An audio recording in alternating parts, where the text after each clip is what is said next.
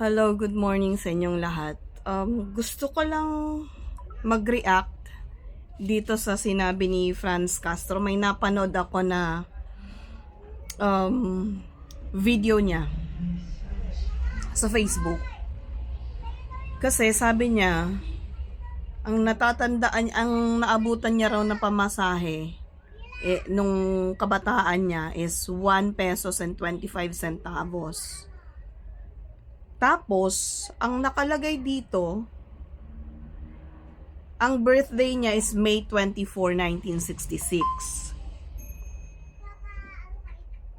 Saang bundok ka ba galing, Franz Castro? O saang planeta ka galing? Kasi ako pinanganak ako 1978. Natatandaan ko, kasi sumasama ako pag namamalengke ang mama ko. Minsan sa Paranaque o kaya sa Baclaran. Ang pamasahe noon, 1987 to 1989, kung hindi ako nagkakamali kasi grade 3 hanggang grade 4 ako. Or sabihin lang natin, sige, grade 3 hanggang grade 4, sabihin lang natin 1987, 1988.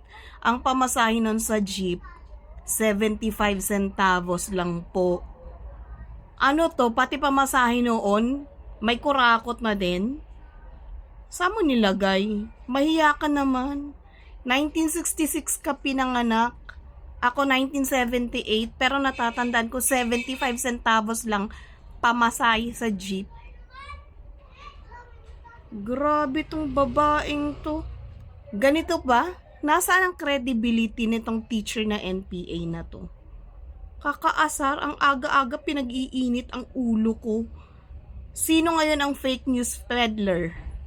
Yung mga vloggers na pinag-iinitan nyo o ikaw? 'Di ba? Kaasar ka.